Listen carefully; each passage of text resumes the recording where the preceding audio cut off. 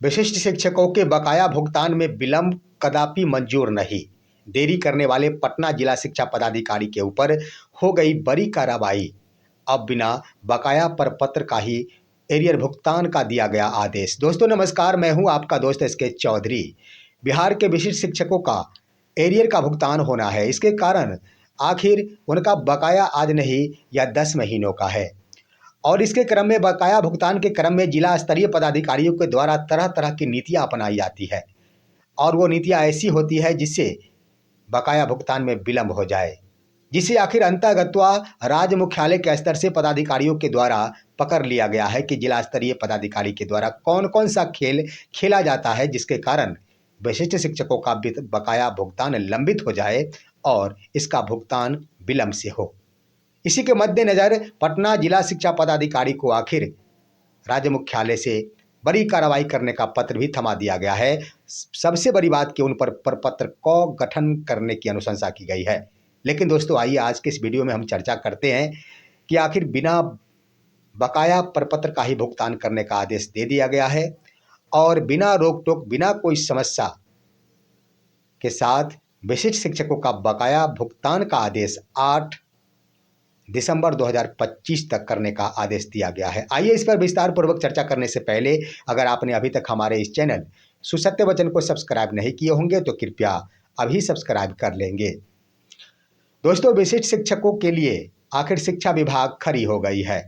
विशिष्ट शिक्षकों के बकाया भुगतान के क्रम में शिक्षा विभाग तमाम पदाधिकारियों को भाप गई है कि किस तरह पदाधिकारी अपनी रोटी सेकने के लिए विलंब के लिए तरह तरह की नीतियां अपनाते हैं। आखिर कौन कौन सी नीतियां अपनाते हैं दोस्तों, जरा गौर करने की बात है। जब बकाया भुगतान करने की बातें आती है तो तरह तरह की नीतियां अपनाई जाती है। सबसे पहले आपने देखा होगा कि ये फॉर्मेट जारी किया गया था कि आप सभी शिक्षक बकाया भुगतान से संबंधित एक विपत्र तैयार करें और उस पर हस्ताक्षर करते हुए अपने प्रधानाध्यापक से हस्ताक्षर कराए और उसे प्रखंड कार्यालय में सुपुर्द कराए। प्रखंड कार्यालय के द्वारा उसे जिला को सुपुर्द कराया जाएगा। उसके बाद बकाया भुगतान किया जाएगा। उसके बाद कई जिलों की ओर से यह दिशा निर्देश दिया गया कि जब तक सेवा पुस्तिका पर फिक्सेशन संबंधी प्रविष्टि नहीं कराई जाती तब तक बकाया भुगतान संभव नहीं है। जिलों के स्तर से यह दिशा निर्देश दिया गया था कि फिक्सेशन की प्रविष्टि आखिर सेवा पुस्तिका पर भौतिक रूप से कर देने के बाद अगर बकाया भुगतान होता है तो अच्छा रहेगा और यह वित्तीय मामला है। वित्तीय मामला को सेवा पुस्तिका में संधारित हो जाना ही अच्छा होता है। लेकिन दो प्रकार की बातें आखिर क्या झलकाती है दोस्तों, गौर करने की बात है। दो प्रकार की बातें स्पष्ट रूप से बकाया भुगतान में विलंब को दर्शाता है। सबसे पहले बकाया प्रपत्र की बातें। बकाया प्रपत्र के क्रम में शिक्षक पहुंचेंगे प्रखंड कार्यालय के पास और ज्यों ही शिक्षक उस बकाया प्रपत्र को लेकर पहुंच रहे थे उनसे डिमांडें की जाती थी। बकाया भुगतान के क्रम में कई जिलों से सूचनाएं प्राप्त हुई। ये एक प्रक्रिया थी भ्रष्टाचार को अपनाने का, जिसे आखिर राज्य मुख्यालय से भांप लिया गया है। एसीएस डॉक्टर बी राजेंद्र को इस बात का पता चल गया कि आखिर विलंब का कारण हो रहा है भ्रष्टाचार। उसके बाद आइए दोस्तों सेवा पुस्तिका का मामला। यहाँ पर दो तरह के मामले। सेवा पुस्तिका के क्रम में इसलिए यह भावना को अपने तरफ खींचा गया कि यहाँ पर शिक्षकों का बकाया है और बकाया भुगतान के लिए शिक्षकों से अगर सेवा पुस्तिका मांग की जाती है तो इसमें दोनों कार्य हो जाएंगे और शिक्षक आसानी से पैसे दे देंगे, क्योंकि एरियर का भुगतान भी होना है और दूसरी तरफ सेवा पुस्तिका भी संधारित हो जाएंगे। इसलिए यह नीतियाँ अपनाई गई थी। लेकिन बृहस्पतिवार को समीक्षात्मक बैठक हुई है वीडियो कॉन्फ्रेंसिंग के माध्यम से और एसीएस डॉक्टर बी राजेंद्र के द्वारा सभी जिला शिक्षा पदाधिकारियों को निर्देश दिया गया है। निर्देश के क्रम में यह कह दिया गया कि हर हाल में विशिष्ट शिक्षकों का एरियर का भुगतान बकाया भुगतान 8 दिसंबर तक कर देना है। दोस्तों सभी जिलों से आखिर रिपोर्ट मांगी गई कि किन किन जिलों के द्वारा अभी तक विशिष्ट शिक्षकों का बकाया भुगतान कर दिया गया है। तो बिहार के 7 ऐसे जिले निकले जिन्होंने बकाया भुगतान कर दिया। 2 जिलों के द्वारा कहा गया कि आवंटन का अभाव है, लेकिन जरा देखा जाए शिक्षा विभाग को त्वरित कार्रवाई करते हुए सेम तिथि को 4 दिसंबर को ही आखिर यहाँ पर पैसा भेज दिया गया। यानी आवंटन कर दिया गया, इतनी गंभीरता दिखाई जा रही है। उसके बाद आइए दोस्तों, कह दिया गया है, यहाँ पर सुझाव जब मांगा गया तो कोसी प्रमंडल के क्षेत्रीय शिक्षा उपनिदेशक के द्वारा एक बड़ा सुझाव दिया गया। सुझाव के रूप में ये कहा गया कि फिलहाल एरियर का भुगतान बिना कोई विपत्र का ही कार्यालय स्तर पर उपलब्ध आंकड़ों के आधार पर गणना करते हुए भुगतान कर दिया जाए। यानी हर हाल में यह सुझाव आया है और तमाम जिला शिक्षा पदाधिकारियों को इस सुझाव को एक्सेप्ट करने की भी सलाह दी गई है कि हर हाल में किसी भी प्रकार का विपत्र बकाया प्रपत्र की मांग नहीं की जानी है और साथ ही साथ ना ही फिक्सेशन करना है। अभी ऐसी बात नहीं कि पहले भौतिक रूप से सेवा पुस्तिका पर उसे प्रविष्ट कर दिया जाए, संधारित कर दिया जाए और उसके बाद विशिष्ट शिक्षकों का एरियर का भुगतान कर दिया जाए। ऐसी बात नहीं, इसमें आदेशित कर दिया गया है कि बिना किसी डिमांड का कार्यालय में उपलब्ध अभिलेख के आधार पर उनकी गणना करते हुए, यानी बकाया राशि का गणना करते हुए विभाग के द्वारा ही 8 दिसंबर तक हर हाल में बकाया भुगतान कर दिया जाए। इससे स्पष्ट हो गया है कि अब शिक्षकों को जहां कहीं भी बकाया प्रपत्र की मांग की जा रही है उस पर विराम लगेगा। हालांकि देखना है कि कहां तक पदाधिकारी इन बातों को अमल में लाते हैं, क्योंकि भ्रष्टाचार के कारण कोई भी रिस्क लेने के लिए तैयार हो जाते हैं पदाधिकारी, जिसका परिणाम आपको मैं बताऊंगा कि एक बड़ी कार्रवाई से गुजरनी पड़ी है पटना जिला शिक्षा पदाधिकारी को।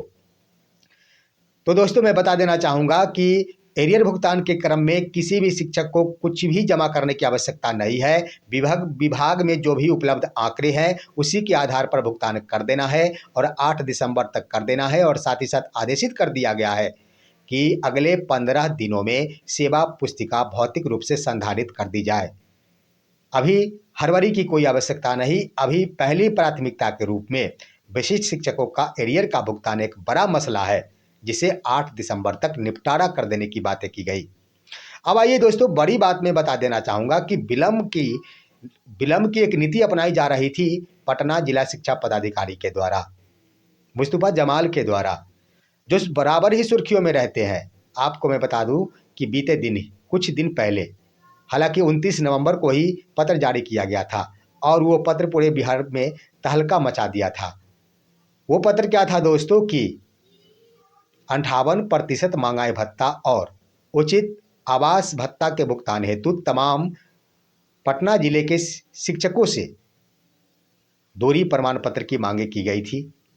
और साथ ही साथ यह भी कहा गया था कि नवंबर महीने के भुगतान बढ़ा हुआ वेतन के साथ होना चाहिए। नवंबर महीना का भुगतान बढ़ा हुआ वेतन के साथ होना चाहिए, इसलिए 7 दिनों के अंदर दूरी प्रमाण पत्र की मांग की गई थी। जरा सोचिए कि बढ़ा हुआ वेतन का भुगतान का मतलब क्या होता है। बढ़ा हुआ वेतन का भुगतान का मतलब या तो पे प्रोटेक्शन, और दूसरी बात कि बढ़ा हुआ महंगाई भत्ता, बढ़ा हुआ आवास भत्ता की दर से। लेकिन मैं आपको बता देना चाहूँगा कि उनकी बात उस वक्त सुर्खियों में बन गई क्योंकि पूरे बिहार में 50% डीए के साथ वेतन का भुगतान हो रहा है, 4% आवास भत्ता के साथ विशिष्ट शिक्षकों का वेतन का भुगतान हो रहा है। वहाँ पर पटना जिला के द्वारा 58% और बढ़ा हुआ आवास भत्ता की बातें करके सुर्खियाँ बटोर ली गई थी। लेकिन उनकी मंशा कुछ और थी। मंशा क्या था दोस्तों कि दूरी प्रमाण पत्र जमा करने में और साथ ही साथ HRMS को अपडेट करने में तो समय लगेगा, और समय लगेंगे तो स्वाभाविक प्रक्रिया बनेगी कि विशिष्ट शिक्षकों से कुछ भ्रष्टाचार के रूप में लिया जा सकता है। वही कारण है कि विलंब की स्थिति क्या है, वहाँ के विशिष्ट शिक्षकों का आखिर बकाया भुगतान की प्रक्रिया क्या है, कितने दिनों में भुगतान की जाएगी, इसकी समीक्षा जब बृहस्पतिवार 4 दिसंबर को की गई तो वो जिला शिक्षा पदाधिकारी पटना कुछ भी बोलने लायक नहीं रहे। कोई जवाब वो नहीं दे पाए कि आखिर मैं कितने दिनों में भुगतान कर दूंगा, मैं किस दर से भुगतान करूंगा, कैसे बढ़ा हुआ वेतन दे पाऊंगा।